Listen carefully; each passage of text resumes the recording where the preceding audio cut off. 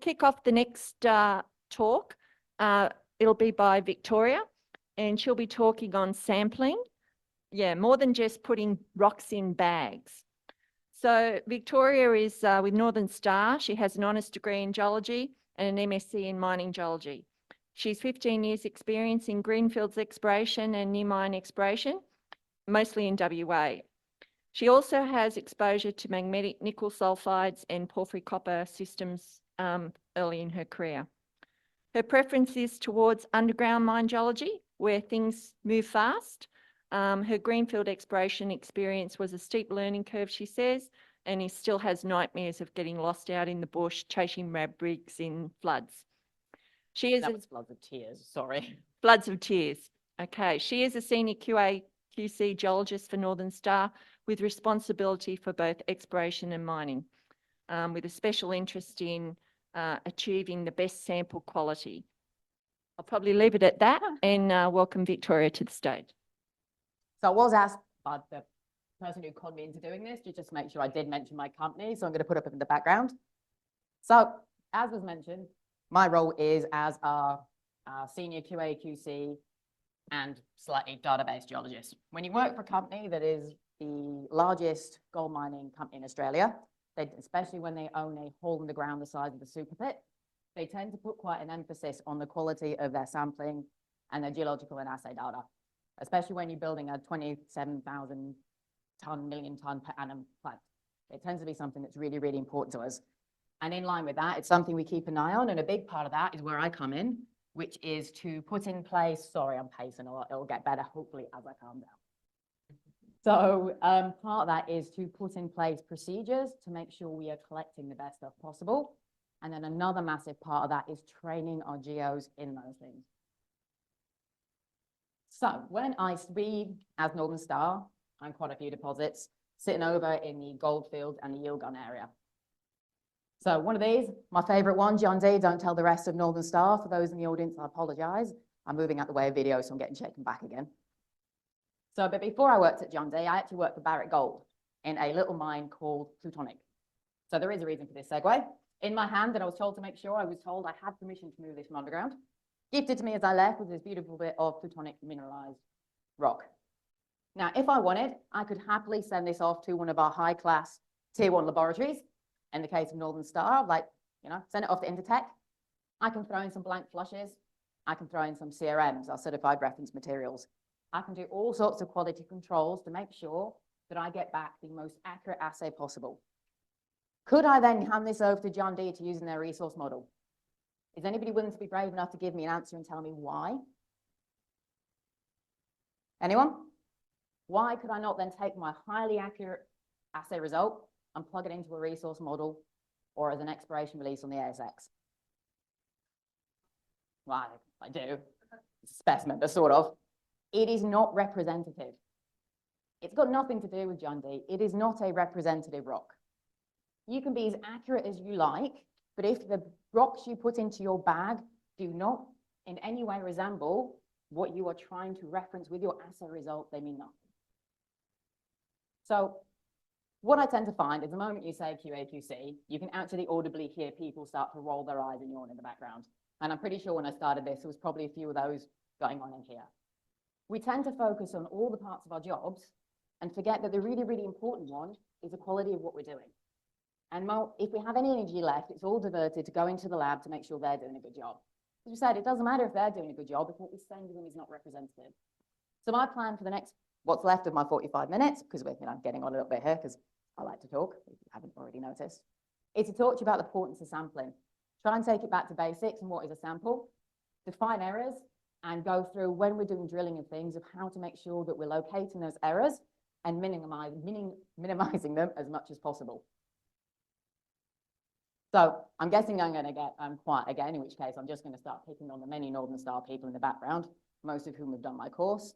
If I don't get it right, I may make them sit through it again. But let's take it back to basics.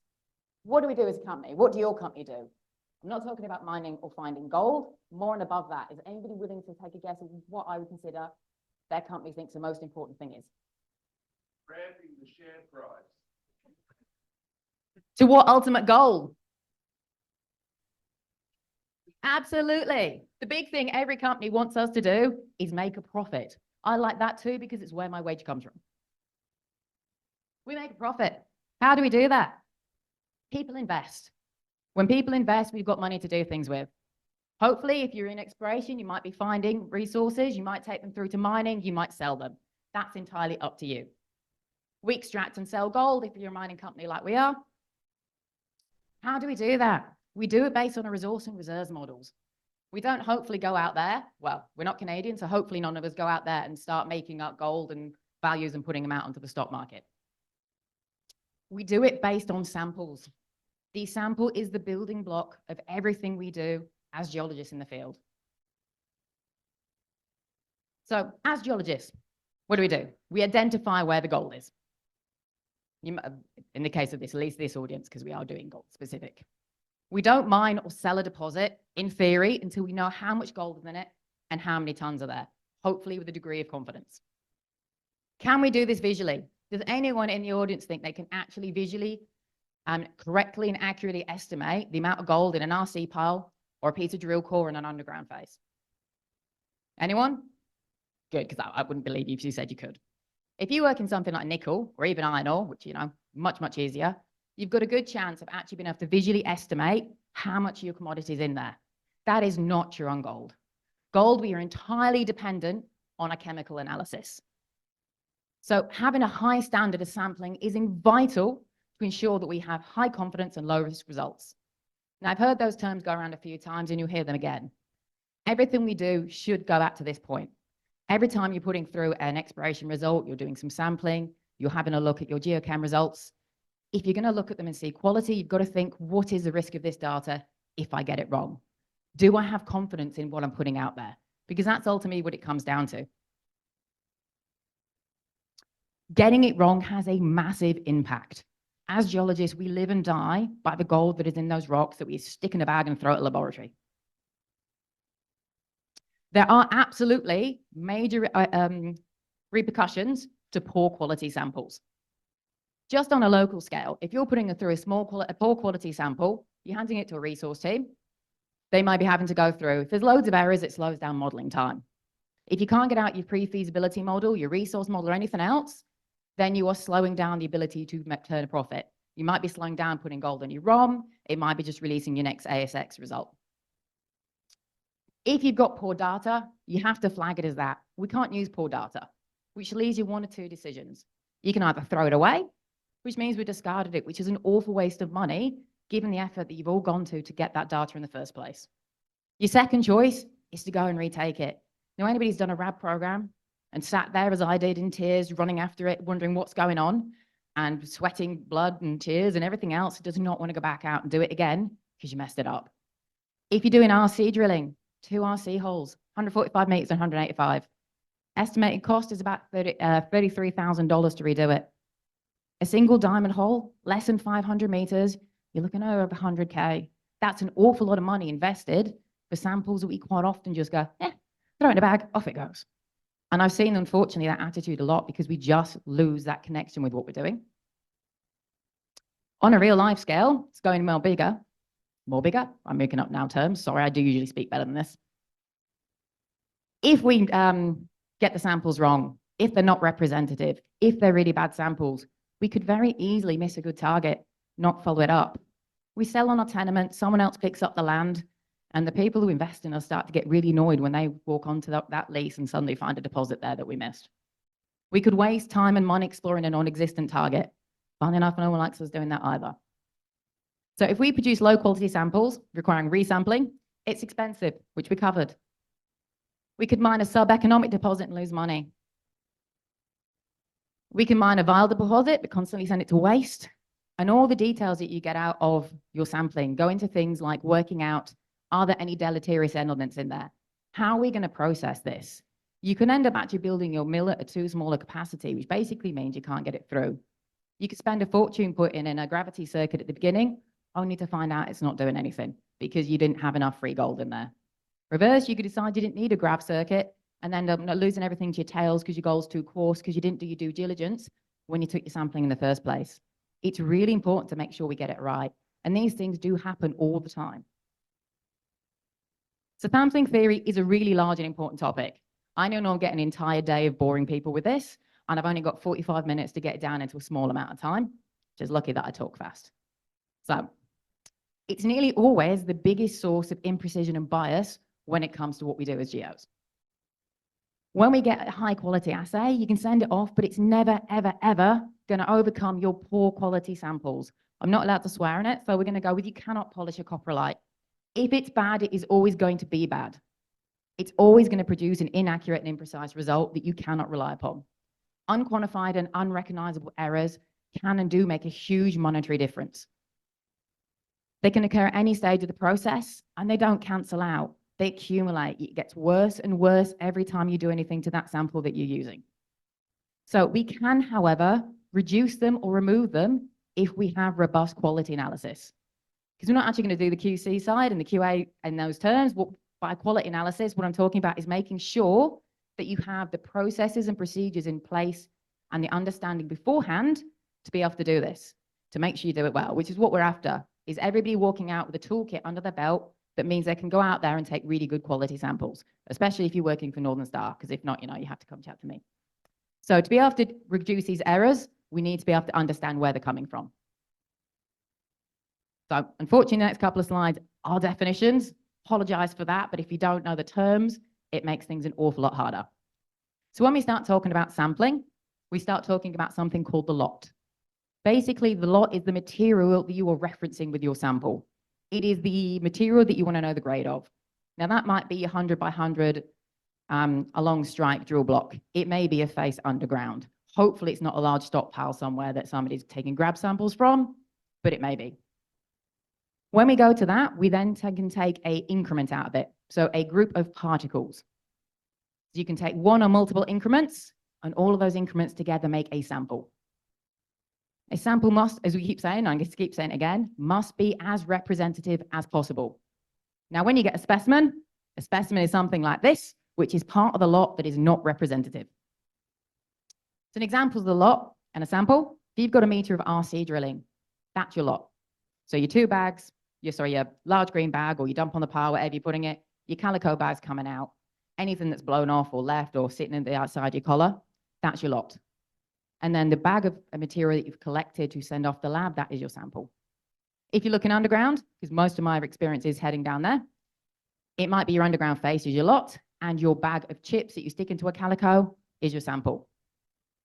I now dispute my final point, which is a stockpile, because if you're taking grab samples of a stockpile, that's not a sample, that's not representative, that's a specimen, don't do that.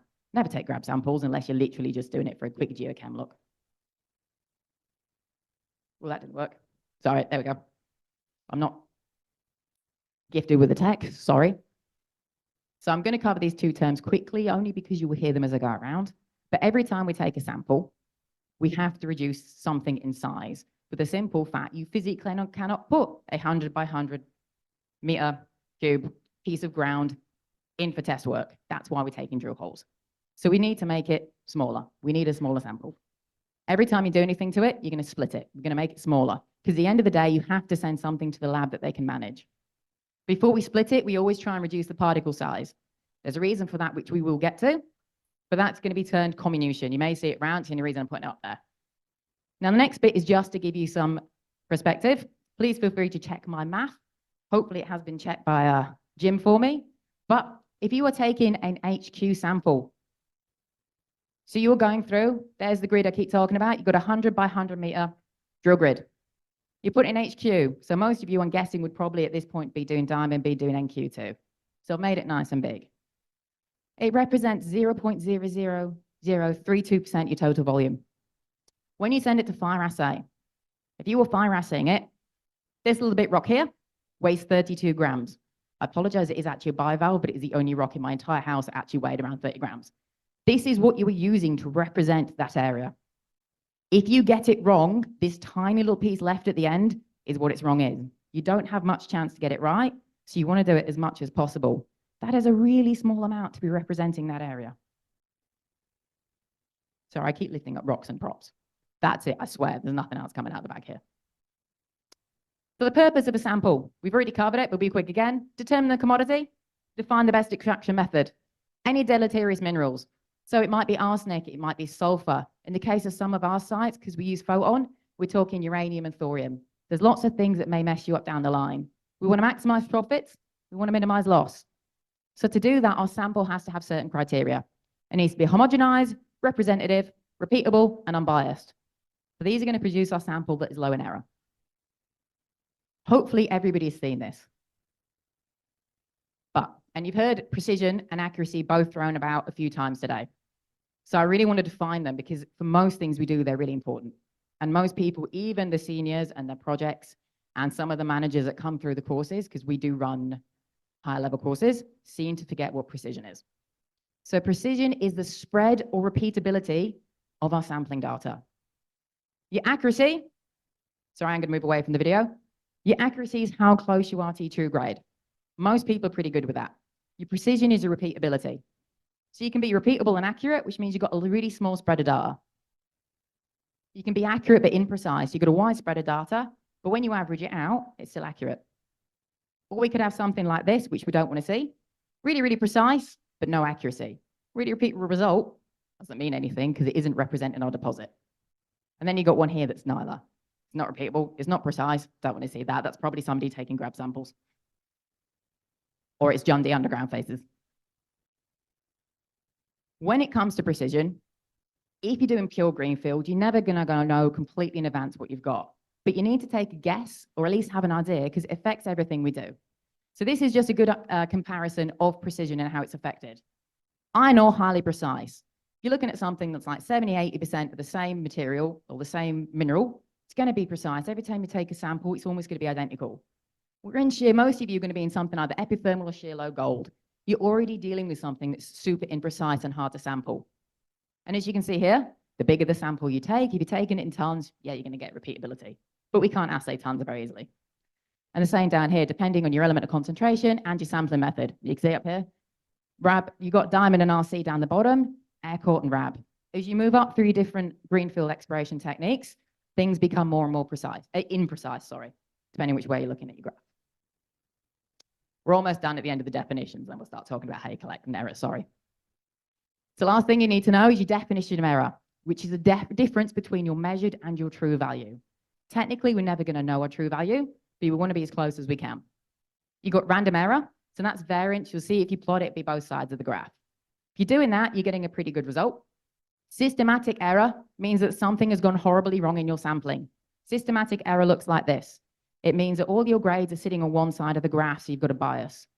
For those of you who deal with QC side and look at CRMs, again, you may see something like this if something's going wrong in your CRMs. Bias is really important to understand. And again, when I'm doing this normally, I'd have a really good long time to go through this. The theory sampling is huge. You can sit for a whole day doing this stuff. You'll get derivations of the equation, 3 or 4 different pages of it. And then if you ask, because it was first published by Pierre Guy in 1979. If you ask Bongarçon or Simon Dominy or any of the others, they will still argue over the different publications of it, the liberation factor, all these terms, which honestly, you don't need to know for this purposes. So for all those panicking, we're going to keep it as simple as we can. So Pierre Guy in 79 split sampling into 7 categories so that we could understand where our error was coming from. We had our analytical error, our incorrect errors, and our correct errors.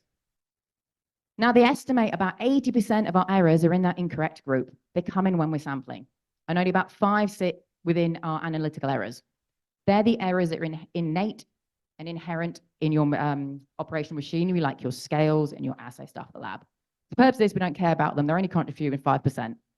So that leaves us with an incorrect and a correct. When it comes to anything you're doing with your sample, what error you are willing to accept is down on you. But the recommendation is around plus or minus 32% if you're putting it through to resource. And the only way of measuring some of your this is doing duplicates in the field. So let's talk about where they're coming from. Honestly, it doesn't matter if you remember whether it's a delimitation error or a preparation error or anything else. Nobody except me is mean enough to ever try and quiz you. All you've got to know is where it's coming from so you can know how to stop them, to know what to look for in the field sitting on a rig. Delimitation error is basically only ever going to be down to your poor design of your sampling equipment. It's where not all material within your lot has the same probability of being sampled. It's usually where you get your bias coming from as well. So an example of this is, to take it, sorry, because you'll notice I use a lot of mining terms, I apologize. If somebody is doing mill belt sampling, so you got your belt going into the mill, they're grabbing a lot off it. If they don't take the fines, you've left a component behind, so you've got a delimitation error. If you're not oversized sampling and you stock and grabs, you're leaving hard fissile material behind. If you're sampling, if your splitter on your rig isn't doing well, or if the bottom of the pile isn't sampled. This one is good for me because I've seen people sample out in the field like this. This looks like a pretty standard operator for some of the ones I've seen. You've got a scoop sitting out there. You go out to an RC pile and you try and get everything you can. But because it's got a curved profile, leaving these little bits behind. It may not seem like a big deal. It's only a little bit of a sample. But if you've had settling and you've got heavy gold particles, that little sample you left behind is your gold. It may only count for about 10, 15% of your sample, but that's 10, 15% of your sample that has gold in it. We don't want to be leaving that behind. That is rather a large error. So these are the kind of things that you need to take into account. These are just some samples from, I can't even remember where I got it, which I should. And it's just to show sometimes you get bad equipment designs. Really weirdly, most people will giggle at this tiny little scoop over here, but no one seems to have any problems with this person sampling giant rocks with a tiny, tiny teaspoon. Before you go out and do any sampling program, always have an idea of whether you've got the correct equipment with you, because you need to make sure that you're actually going out there and taking your good sample. What do we got next? Incorrect errors. This runs on the idea that if your sample is not there, funnily enough, you can't sample it. So they're usually procedural errors. They can be minimized with training, which is why you're all here, and with adherence to your standards on site. By your standards, I mean your quality assurance, so everything you have for your procedures. The things from core loss, fines lost at the RC rig, and material bigger than the sample openings. We quite often don't realize why losing material fines out of something like an RC rig is a big deal. I know I didn't. I sat there as a green geo on a rig, surrounded by dust, thinking, well, this is a bit sucky, isn't it? And not once did it occur to me that I'd just lost a very large proportion of my sample because I was green. I should have known better. Unfortunately, I didn't. We know that gold tends to associate itself with a certain particle distribution in your ore. So you may have 2 or 3 different episodes of gold in there, but you'll probably tend to find it's either associated with your fines or your coarse. So as you can imagine, if you have fine-grained gold associated with your fine material and you're sitting in a cloud of dust in an RC rig, you have a problem with losing your gold. It is never a good thing. Now, have you got coarse gold? Most people think, well, that's all right. My coarse gold just went in the bag. Now, I'm just going to make numbers up for this. I did it in advance so that hopefully my math goes okay. But let's say you have a 2-kilo bag of RC chips that is running at 5 grams per ton. If you've lost 1 kilo of that and you still have your gold in it, you have 5 grams per ton and only 1 kilo, which means you've doubled the amount of gold in there per weight. That's not a good thing. Losing any component makes a huge deal. We don't want to lose material when we're doing sampling.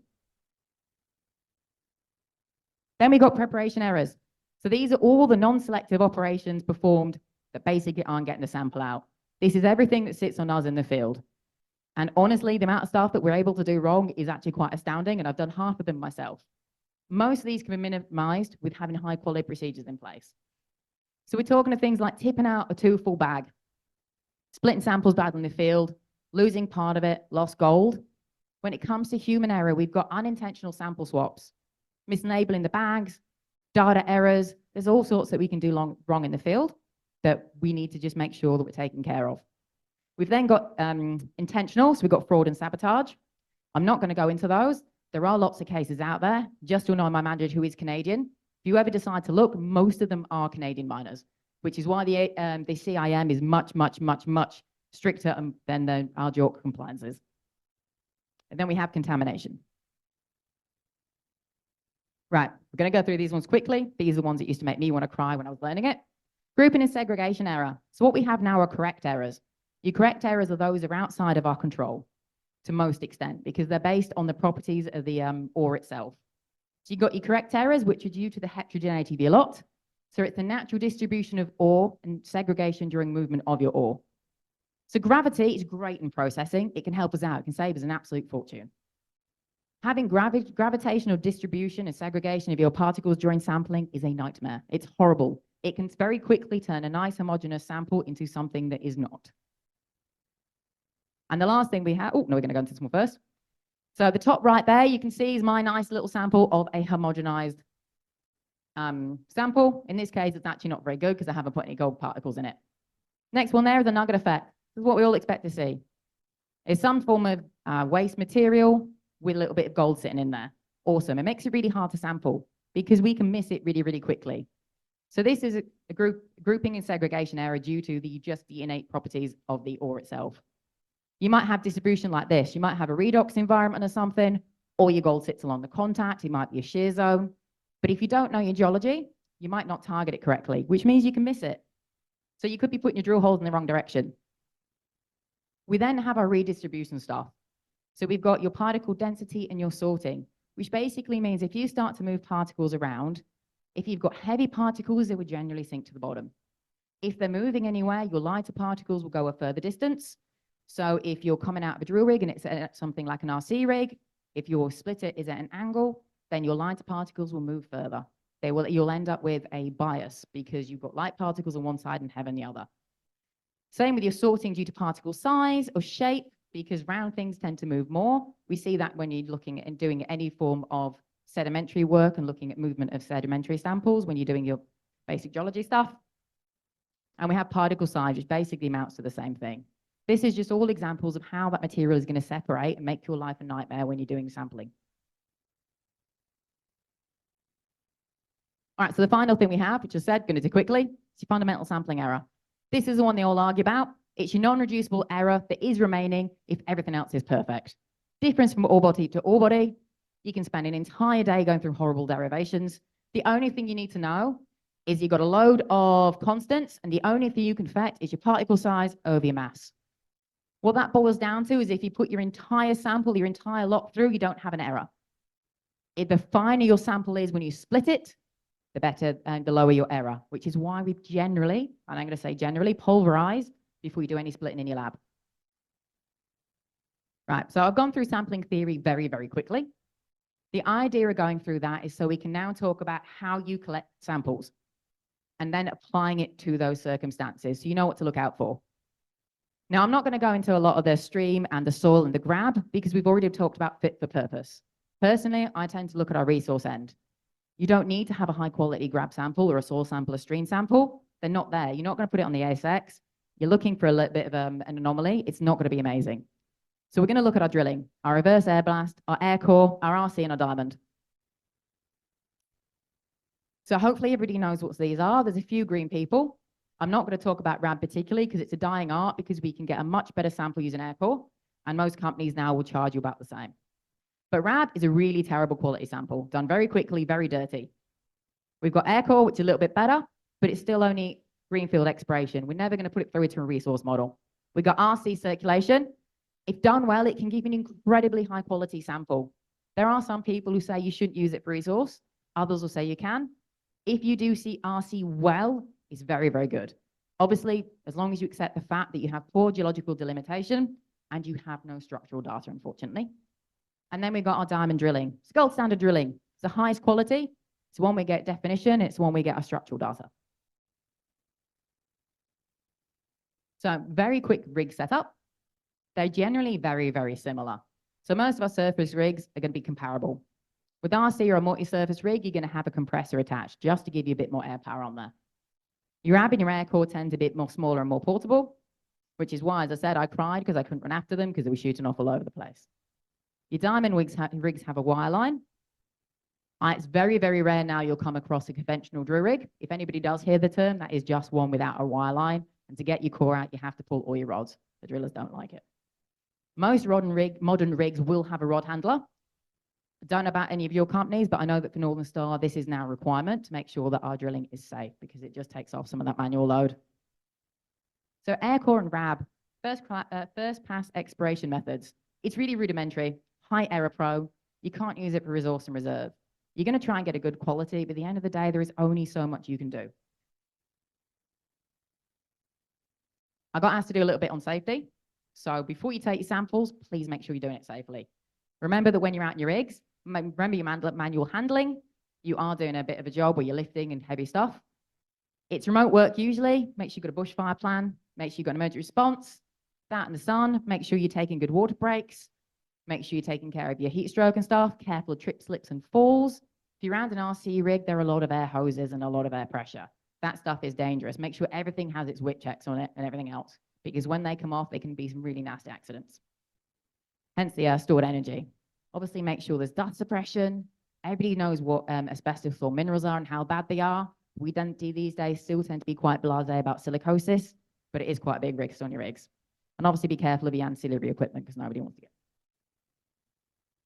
So include safety performance in your tender. Make sure you've done risk analysis and checks before you go out there.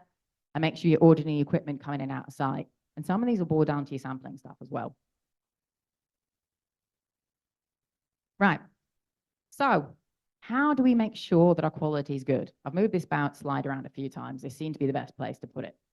Because before you do any sampling program, before you even get your rig on site, you need to make sure that you've done some things. We need to make sure we've got a good contract in place. Now, it tends to be that with your contract, that we go for safety, we go for meters, we go for cheap rate, but people forget to put sample quality in there. It should be in your contract. Make sure you read your contract. If you're not the one doing it, ask someone, say, why isn't it in here? Why don't we have KPIs that they need to reach? There should be something about dust suppression. There should be something in there about their splitting. We need to make sure that there is something so that we have a level to adhere to. You need to make sure people are trained.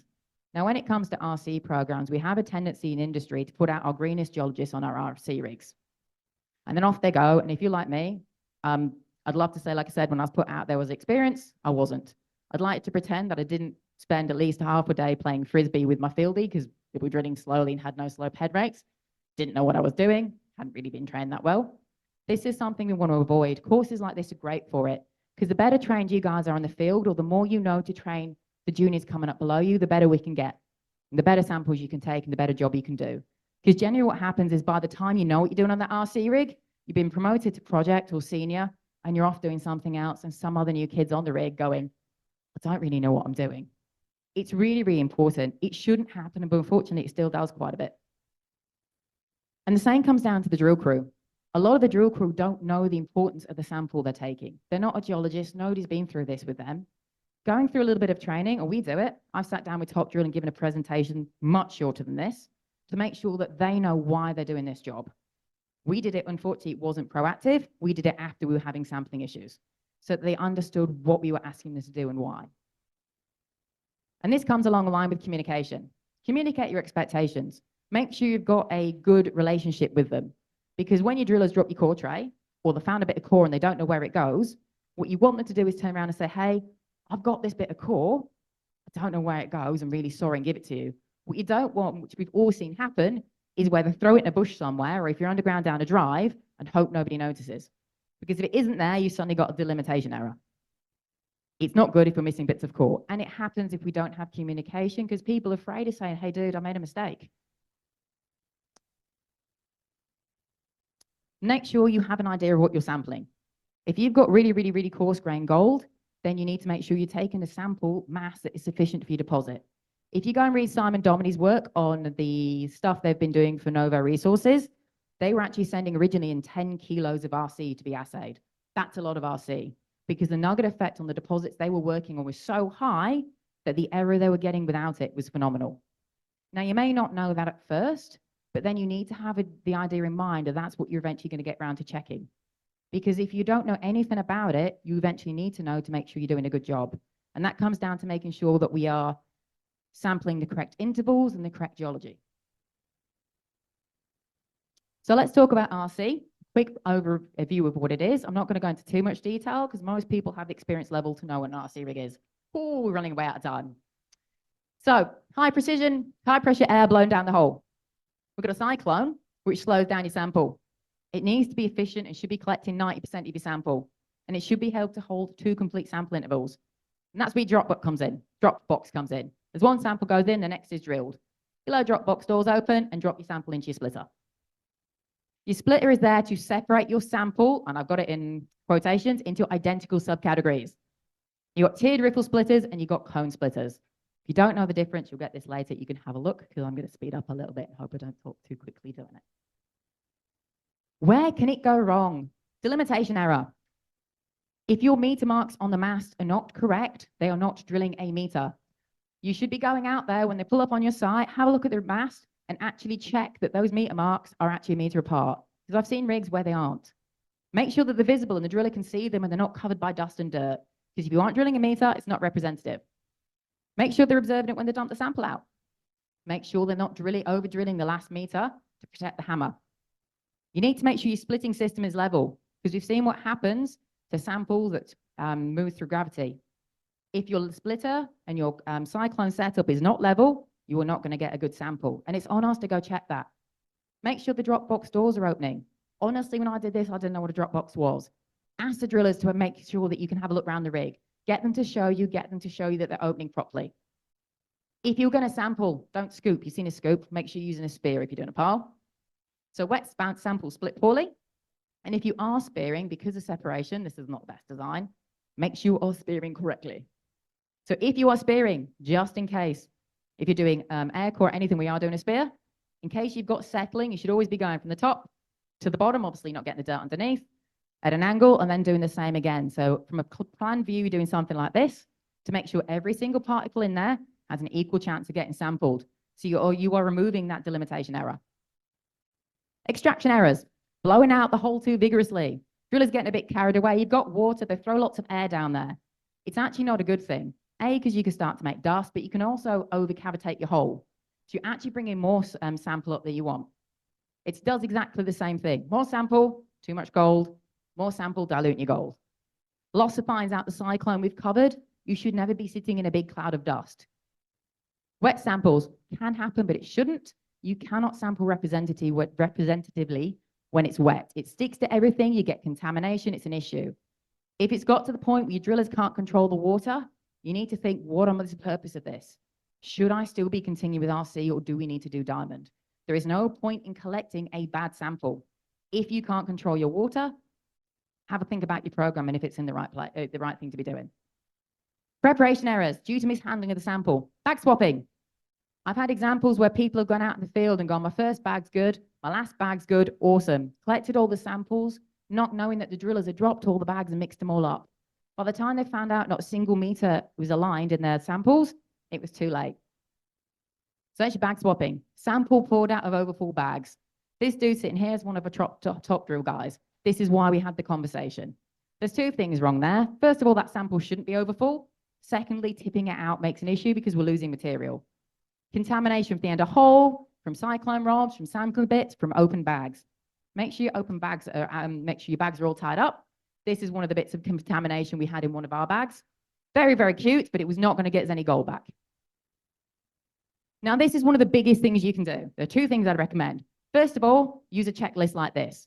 We all know we do safety checks. You need to do sample quality checks.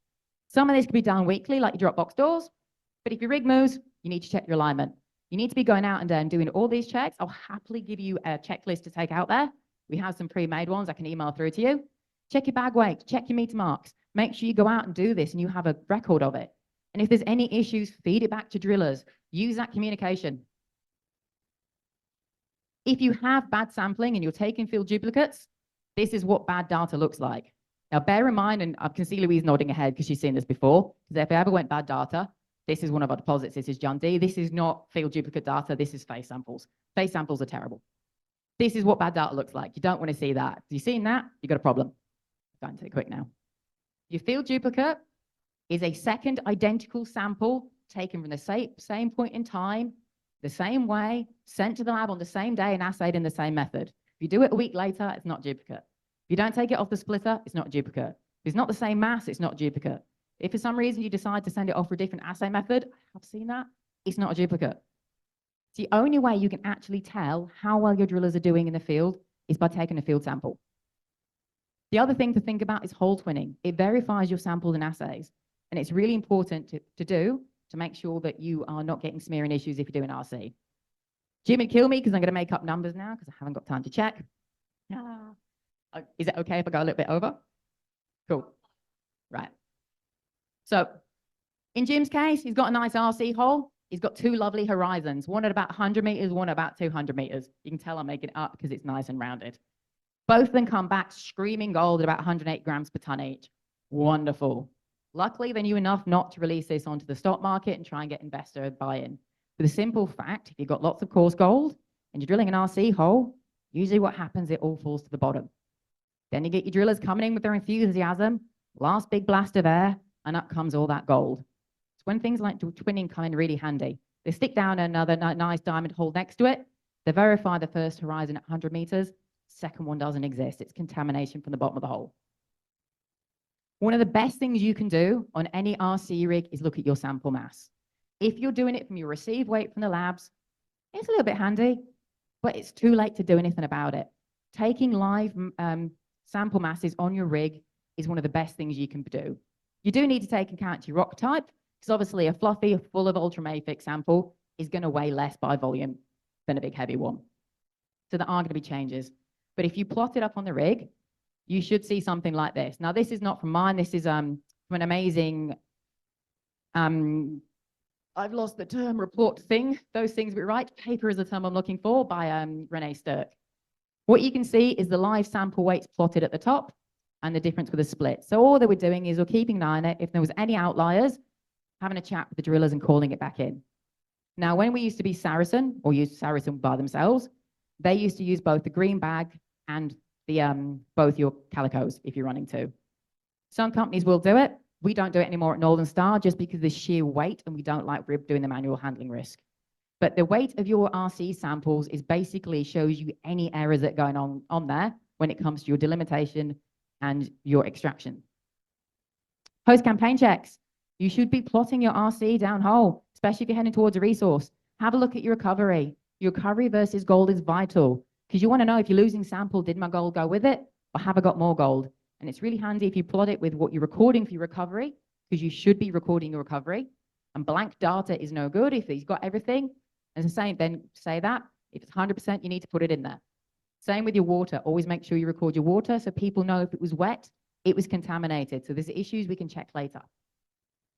Oh, we're going quick, sorry. Diamond drilling, an imperfect gold standard. That's there for a reason. I think it's a quote from one of Domini's papers. We have this idea that diamond is the be all and end all. It is amazing. We've got this core. It is perfect. Nothing can go wrong. It's something we really need to dispel in the industry, because diamond does still have flaws and we can do it much, much better than we do. I'm not going to go through what it is. Hopefully everybody knows what, I keep moving this microphone so much, what a diamond core is. We do need to know is drill mud. Drill mud's really important. Lubricates, gets rid of heat, helps stabilize your hole. We get preparation errors, just like with RC. One of the big ones is cherry picking. So we mark up our samples. Somebody comes along, usually does the sampling for us, says, hey, look, somebody circled all the gold in these and starts dropping it in bags. That's not good, because as soon as we start putting all the gold in the bag, what we get is one of those nice systematic errors. We get a bias. We suddenly got way more gold coming out than we actually have in that hole, which is why usually you say either sample the top or the bottom, depending on what you're cutting if you're cutting. Sample swapping, so wrong bags, QAC, but things going in bags. The amount of times I see CRMs that are down as primary samples or anything like that is insane. Lost and dropped sample. I've had someone tell me they walked into the core yard, again, making sure you got communications, built it, didn't know where the core went, and they were literally throwing it over their shoulder as they walked in. Things can happen. Making sure your core goes back in the right place. Don't wear gold in rings in the core yard. It does have an effect. Contamination from bags. I can guarantee you now that most people in this room, when they've sampled, have put the wrong sample in a bag, tipped tobacco out, gone, oh, well, never mind, and put the next one in. I've done it more times than I should probably admit to. Do not do it anymore. Very good at that now. It's a calico bag. It doesn't cost very much. Tear it up, throw it in the bin. Your samples don't have to be in numerical order, but they do have to be free of contamination. And you have just potentially put gold in that bag. It might not sound a lot, but it actually can make a big difference. Contamination from cutting the core. If you've got high-grade gold and you are core cutting, then you need to make sure that you are actually cleaning your core saw. Which again, communication, you need to tell whoever's cutting your core that that needs cleaning, because you can contaminate. Making sure you're not getting dilution when you put your samples in there. You need to make sure when you put your samples out to be sampled that you are not taking in dilution and you're not contaminating your next run, because you don't want to put gold into waste rock because we marked our samples up wrong. What have we got now? Where can it go wrong? Delimitation error, bits of core left in the tray. Lots of people leave tiny little fragments of core in the bottom because the Takes a lot to get it out. We don't know where it came from. Could have moved around. So we just leave it in there and chuck it. That could be fine grained gold. And it's still a certain amount of your sample you were leaving behind. Those core trays should be absolutely core free when they go through. We've done core drops or thrown away. Extraction error. Recovery is not perfect in diamond. And it should be greater according to Domini. Sorry, I've got a little bit hero worshipping going first time in Domini, don't tell him. It should be greater than about 85%. Now, most people who are seen in the core yard, if you measure recovery, you're probably measuring it by, I have a meter in my tray. I'm actually going to flip forward one. So sorry, I'm moving in front of it and out of the view of the camera. You got me like this, we're all good. We've got a full meter recovery. Yay! We'll then come in and do exactly the same for this and this, because it fills a meter of the core tray. Brilliant. That's not 100% recovery. You can see there you don't have a full diameter. You probably lost about 30% of your core sitting there. That means you still have core loss. It means you're affecting your gold value. We need to make sure we're recording it. It's become quite a habit not to record our recovery very well. We're not recording recovery. How do we know how good our quality our sample is? And the same comes from if the drillers are dropping it. If your foot clamps are slipping, and you'll see it because you'll see big claw marks down your core. Hopefully we can wrap this up quick, but I'm going over, sorry. If your foot clamps are slipping, what happens is you drop your core. You drill back over it. You get a nice rugby ball shape kind of core, which most people may have seen in there. If you're getting that again, you've lost core diameter. We say we've got it all. We haven't. We're missing big bits of it, so we're affecting our grade, but we're carrying on our merry way. If you've got lots of disking and lots of issues with the core disking and breaking up, it may not actually be due to your ground. Quite often it's the drillers are not using sufficient lubricant and drill muds, so you actually start to get more friction and more movement on the rig, which means your core shatters. When your core starts to shatter that much, we can't get it back out the hole, they drop it, they go back over it. The larger the drill diameter you use, the better. Make sure you're using flushing mediums. Make sure you're doing staff training. Post-campaign checks. Plot up your expected mass versus what you actually got back from your lab. Because first of all, it'll tell you if your bulk density is working okay. It'll tell you if you've got swaps. It'll tell you if you're losing stuff. It's a really, really good post-check. If you can, we as exploration geos do not like using whole core. We don't like leaving it. But the smaller your sample, the less representative it is. We are in a day and age where our photographic technology is amazing. If you've got Imago and anything else running, you can see your drill core amazingly on photos. And I personally don't feel that keeping it resolves anything unless you're worried about your chain of custody. The bigger the sample you can send through, if you send whole core, you will get a more precise result. And that was my knowledge check at the end. There, look at that. So, and if anybody wants any case studies, when we finish this, there are case studies included at the end of this, which will tell you how much this has happened in the past. Because it's okay for me to stand here and say this, but these are real life cases of how much money people have lost doing this. And the last thing I'm going to throw in there is to the end, is if anybody's not seeing it. This is table 1 from JORC. Like I said, we're not Canada. The Canadians will not let you put your shares on their stock market until you have filled this stuff in. JORC tends to be more of a suggestion, unfortunately. But the things it says on here, drill sample recovery, method of recording and assessing your recovery. If you haven't putting anything in there, it looks really bad if you write none. Up here, the nature and quality of your sampling, the verification of your intersects by twinning holes. For your sample, what quality control did you take to make sure your samples were representative? It's in the code that, it's written as a guideline to make sure we do it and to make sure our investors and everything else is protected.